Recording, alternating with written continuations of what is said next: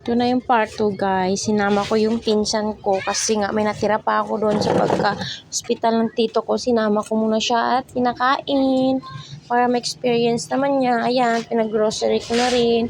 Bait din yung pinsan ko kasi alam niya sigurong nagtitipid na ako kasi wala na akong extra. Yung importante lang talagang kinuha yung diaper, yung gatas ng kapatid niya, tsaka biskwit, tsaka yung mga noodles, sardinas, yan, mahiya kasi siya eh. Kakaintindi din pala siya eh, syempre. Tsaka yan, masaya na yan siya dyan, nakapasyal-pasyal, nagreklamo nga siya, ang lamig-lamig na daw. Kawawa naman. Yan, at saka pinagbili ko na rin sila ng yung banig. Kita nyo naman dun, di ba, wala silang banig. At saka pinagbili ko sila ng banig, thermos, kasi nga, may baby silang maliit. Kaya nga, 3 months pa nga yung baby nila, pero yung iniinom na milk is birth tray. Buti naman, hiyang yung bata.